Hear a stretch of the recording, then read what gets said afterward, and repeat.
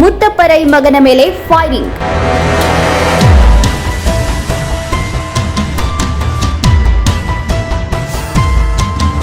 ಭೂಗತ ದೊರೆಯ ಮಗನ ಹತ್ಯಾ ಪ್ರಯತ್ನ ಮಾಡಿದ್ಯಾರು?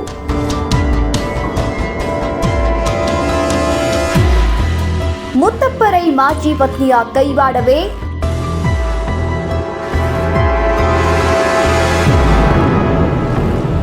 ಅಥವಾ ಮುತ್ತಪ್ಪರೈ ಹಳೆಯ ದ್ವೇಷವೇ? ಮಾಜಿ ಡಾನ್ ಮುತ್ತಪ್ಪರೈ ಮಗ ವಿಕ್ಕಿ ರೈ ಮೇಲೆ ಮಧ್ಯರಾತ್ರಿ ಹೊತ್ತಿಗೆ ಫೈರಿಂಗ್ ಆಗಿದೆ. ರಾಮನಗರದ ಬಿಡದಿಯಲ್ಲಿ ಇರುವಂತಹ ಅವರ ಮನೆಯ ಬಳಿಗೆ ಈ ಘಟನೆ ನಡೆದಿದ್ದು, ಮತ್ತೊಮ್ಮೆ ಬೆಂಗಳೂರು ಭೂಗತ ಲೋಕ ಆಕ್ಟಿವ್ ಆಗೋ ಸಾಧ್ಯತೆಯೂ ಇದೆ.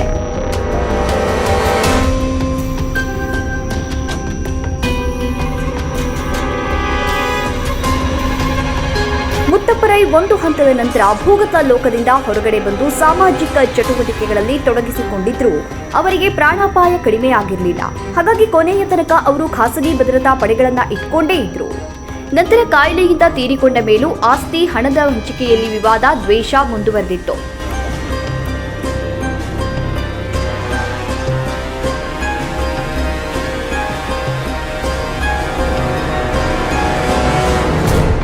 ಮುತ್ತಪ್ಪರೈ ಮಕ್ಕಳಿಬ್ರು ಮುಖ್ಯವಾಹಿನಿಯಲ್ಲಿ ಕಾಣಿಸಿಕೊಳ್ಳದೇ ಇದ್ರು ತಂದೆ ನಡೆಸ್ತಾ ಇದ್ದಂತಹ ರಿಯಲ್ ಎಸ್ಟೇಟ್ ವ್ಯವಹಾರದಲ್ಲಿ ತೊಡಗಿಸಿಕೊಂಡಿದ್ರು ಅನ್ನೋ ಮಾಹಿತಿ ಇತ್ತು.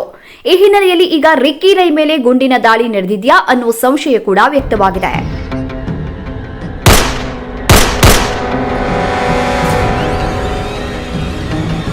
ರಿಕ್ಕಿ ರೈ 2 ದಿನಗಳ ಹಿಂದಷ್ಟೇ ರಷ್ಯಾದಿಂದ ವಾಪಸ್ಸಾಗಿದ್ರು. ರಾತ್ರಿ 11:30 ಸುಮಾರಿಗೆ ತಮ್ಮ ಬಿಡದಿ ಮನೆಯಿಂದ ಬೆಂಗಳೂರಿಗೆ ಹೊರಡೋದಕ್ಕಾಗಿ ಕಾರಿನಲ್ಲಿ ಕುಳಿತ ರಿಕ್ಕಿ ರೈ ಮೇಲೆ 2 ಸುತ್ತಿನ ಗುಂಡಿನ ದಾಳಿ ನಡೆದಿದೆ. ಅಂದ್ರೆ ಇದು ರಿಕ್ಕಿ ರೈ ಚಲನವಲನಗಳನ್ನ ತಿಳಿದುಕೊಂಡು ಸಾಕಷ್ಟು ಪೂರ್ವ ತಯಾರಿಯನ್ನ ಮಾಡಿಕೊಂಡೇ ಯಾರೋ ಶಾರ್ಪ್ ಶೂಟರ್ಗೆ ಸುಪಾರಿ ಕೊಟ್ಟಿರಬಹುದು.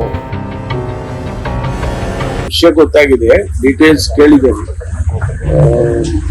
ರಾತ್ರಿ ಸುಮಾರು 1:30-2 ಗಂಟೆ ಸಮಯದಲ್ಲಿ ಆಗಿದೆ ಅಂತ ಹೇಳಿದ್ರು.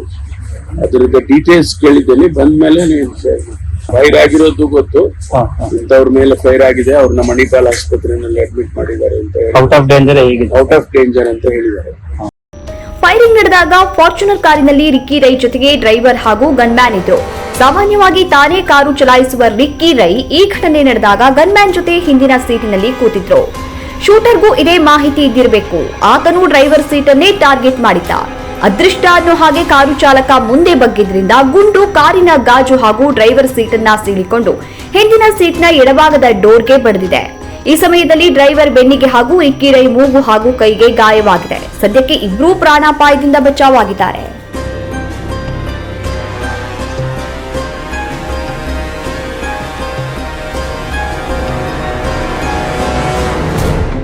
ಸದ್ಯಕ್ಕೆ ಮೇಲ್ನೋಟಕ್ಕೆ ಒಂದು ರೂಮ್ದು ಫೈರಿಂಗ್ ಮಾಡಿರೋದು ತಿಳಿದು ಬರ್ತಿದೆ. ಅದು ಏನು ಡ್ರೈವರ್ ಇದ್ದಾರೆ, ಅವರು ಡ್ರೈವರಿನ ಮಾಹಿತಿ ಪ್ರಕಾರ ಅವರು ಕೇವಲ ಒಂದು ದೊಡ್ಡ ಶಬ್ದ ಕೇಳಿಸ್ತು ಅಂತ ಅವರು ಮಾಹಿತಿ ನೀಡಿದ್ದಾರೆ. ಇನ್ನೂ ಅವ್ರನ್ನ ಎಲ್ಲರನ್ನೂ ಹೆಚ್ಚಿನ ವಿಚಾರಣೆಗೆ ಒಳಪಡಿಸಿದ ನಂತರ ನಮ್ಗೆ ಇನ್ನೂ ಹೆಚ್ಚಿನ ಮಾಹಿತಿ ಬಳಸಿರ್ಬೋದು ಅನ್ಸುತ್ತೆ ಸರ್. ಏನು ಮೇಲ್ನೋಟಕ್ಕೆ ನೋಡ್ತಿದ್ದಂಥ ಸಂದರ್ಭದಲ್ಲಿ ಇದು ಒಂದು ಶಾರ್ಟ್ ಗನ್ ಯೂಸ್ ಮಾಡಿರೋವಂಥದ್ದು ಮೇಲ್ನೋಟಕ್ಕೆ ಕಂಡು ಬರ್ತಿದೆ. ಬಟ್ ನಮ್ಮ FSL ಟೀಮ್ ಅವರೆಲ್ಲ ಬಂದಿದ್ದಾರೆ. ಅವ್ರು ಏನು ಮಾಹಿತಿ ಕೊಡ್ತಾರೆ ಅದರ ಮೇಲೆ ನಾವು ನಂತರದಲ್ಲಿ ನಮಗೆ ಇನ್ನೂ ಹೆಚ್ಚಿನ ಮಾಹಿತಿ. ಅಂತಿಮವಾಗಿ ಇದೊಂದು ಪೂರ್ವ ನಿಯೋಜಿತ ಸಂಚು ಅನ್ನೋದ್ರಲ್ಲಿ ಅನುಮಾನವಿಲ್ಲ. ಸದ್ಯಕ್ಕೆ ರಿಕ್ಕಿ ರೈ ಆಸ್ಪತ್ರೆಯಲ್ಲಿ ಚಿಕಿತ್ಸೆಯನ್ನ ಪಡಿತಾ ಇದ್ರೆ ಚಾಲಕ ಬಸವರಾಜು ಬಿಡದಿ ಪೊಲೀಸ್ ಸ್ಟೇಷನ್ನಲ್ಲಿ ಘಟನೆಯ ಬಗ್ಗೆ ದೂರು ಕೊಟ್ಟಿದ್ದಾರೆ.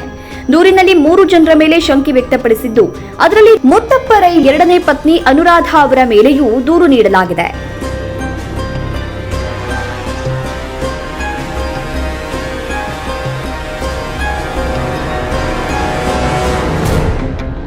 ಇನ್ನು ಈ ಮೊದಲೇ ಮುತ್ತಪ್ಪರೈ ಜೊತೆಗೆ ದ್ವೇಷ ಇರುವಂತಹ ರಾಕೇಶ್ ಮಲ್ಲಿ ಹಾಗೂ ನಿತೇಶ್ ಅನ್ನು ರಿಯಲ್ ಎಸ್ಟೇಟ್ ಉದ್ಯಮಿಗಳ ಮೇಲೂ ಸಂಶಯದಿಂದ ಪ್ರಕರಣ ದಾಖಲಾಗಿದೆ. ಮಾಜಿ ಪತ್ನಿಯ ಕೈವಾಡ ಇದೆ ಅನ್ನೋ ಅನುಮಾನಕ್ಕೆ ಅವರ ನಡುವಿನ ವೈಯಕ್ತಿಕ ಕಾರಣಗಳ ಹಿನ್ನೆಲೆಯಲ್ಲಿ ಪೊಲೀಸರು ತನಿಖೆ ನಡೆಸುತ್ತಿದ್ದಾರೆ. ಇದರೊಂದಿಗೆ ರಿಯಲ್ ಎಸ್ಟೇಟ್ ವ್ಯವಹಾರವು ಈ ಕೊಲೆ ಸಂಚಿಗೆ ಕಾರಣ ಎನ್ನುವ ಅನುಮಾನ ಕೂಡ ಇದೆ. ಸಾಮಾನ್ಯವಾಗಿ ಕೋಟಿ ಬೆಲೆಯ ವಿವಾದಿತ ಜಾಗಗಳನ್ನ ಡೀಲ್ ಮಾಡುವ ವ್ಯವಹಾರದಲ್ಲಿ ದ್ವೇಷ ಹಾಗೂ ರೌಡಿಸಂ ಕೂಡ ಮಾಮೂಲಿಯಾಗಿರುತ್ತೆ. ಈ ಹಿನ್ನೆಲೆಯಲ್ಲಿ ಯಾವುದೋ ರೌಡಿ ಗ್ಯಾಂಗ್ ಈ ಡೀಲ್ ತೆಗೆದುಕೊಂಡು ಕೊಲೆ ಮಾಡುವ ಪ್ರಯತ್ನ ಮಾಡಿರಬಹುದು ಎನ್ನುವ ಸಂಶಯ ಕೂಡ ವ್ಯಕ್ತವಾಗಿದೆ. ಜೊತೆಗೆ ಹಣಕಾಸಿನ ವಿಷಯದ ಹಿನ್ನೆಲೆಯಲ್ಲಿಯೂ ಈ ಫೈರಿಂಗ್ ನಡೆದಿರಬಹುದು ಅನ್ನುವ ಆಯಾಮದಲ್ಲಿಯೂ ಪೊಲೀಸರು ತನಿಖೆಯನ್ನ ನಡೆಸುತ್ತಿದ್ದಾರೆ. ಇದೆಲ್ಲದರ ಜೊತೆಗೆ ಮುತ್ತಪ್ಪ ರೈ ಮೇಲಿನ ದ್ವೇಷದ ಕಾರಣಕ್ಕೆ ಮಗನನ್ನ ಕೊಲ್ಲಲು ಪ್ರಯತ್ನ ಮಾಡಿದ್ರೂ ಆಶ್ಚರ್ಯವೇನೂ ಇಲ್ಲ.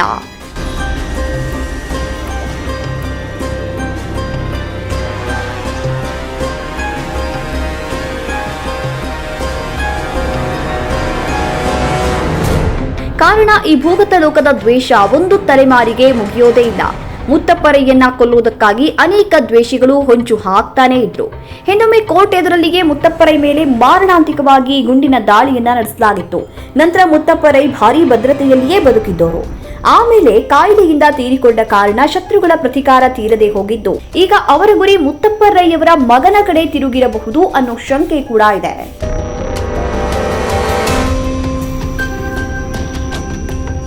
ಒಟ್ಟಾರೆಯಾಗಿ ಈ ಫೈರಿಂಗ್ ಪ್ರಕರಣ ಮತ್ತೆ ಬೆಂಗಳೂರು ಭೂಗತ ಲೋಕವನ್ನ ಎಬ್ಬಿಸೋ ಸಾಧ್ಯತೆ ಕೂಡ ಇದೆ. ಮುತ್ತಪ್ಪ ರೈ ತೀರಿಕೊಂಡಿದ್ರೂ ಅವರ ಸಂಗಡಿಗರು ಈ ಘಟನೆಯಿಂದ ಪ್ರತಿಕಾರಕ್ಕೆ ಇಳಿಯುವ ಚಾನ್ಸ್ ಕೂಡ ಇದೆ. ಹೀಗೆ ಮತ್ತೆ ಗುಂಪುಗಳಾಗಿ ಪ್ರತಿಕಾರ ಶುರುವಾದ್ರೆ ಅದು ಎಲ್ಲಿಗೆ ಹೋಗಿ ಮುಟ್ಟುತ್ತೋ ಗೊತ್ತಿಲ್ಲ. ಹಿಂದೆ ಬೆಂಗಳೂರು ಡಾನ್ ಆಗಿದ್ದ ಜಯರಾಜ್ ಮೇಲೆ ಇದೇ ಮುತ್ತಪ್ಪ ರೈ ಟೀಮ್ ಗುಂಡು ಹಾರಿಸಿ ಕೊಂದ ಮೇಲೆ ಬೆಂಗಳೂರು ಭೂಗತ ಲೋಕದಲ್ಲಿ ಅಲ್ಲೋಲ ಕಲ್ಲೋಲ ಉಂಟಾಗಿತ್ತು. ಯಾಕೆಂತಂದ್ರೆ ಒಂದು ಆಘಾತಕ್ಕೊಳಗಾಗಿದ್ದಾರೆ. ಯಾಕೆಂದ್ರೆ ಅನಿರೀಕ್ಷಿತವಾಗಿ ನಡೆದಿರ್ತಕ್ಕಂಥ ಘಟನೆ ಇದು. ಮತ್ತೆ ಮಧ್ಯರಾತ್ರಿಯಲ್ಲಿ ಈ ತರ ಆಗಿರ್ತಕ್ಕಂಥದ್ರಿಂದ ಸ್ವಲ್ಪ ಮನಸ್ಸಿಗೆ ಒಂದ್ ಕಡೆ ವ್ಯಥೆ, ಜೊತೆಗೆ ಈ ಪರಿಸ್ಥಿತಿಯನ್ನ ನೋಡಿದಾಗ ಇನ್ನೊಂದೆರಡು ದಿನ ರೆಸ್ಟ್ ಮಾಡ್ಲಿ ಅಂತಕ್ಕಂಥದ್ದು ನಮ್ಮ.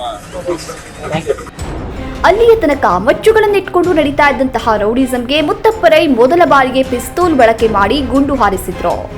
ಆ ಪರಂಪರೆ ಇದೀಗ ಅವರ ಮಗನ ಮೇಲೆ ಗುಂಡು ಬೀಳೋ ತನಕ ಮುಂದುವರೆದಿದೆ.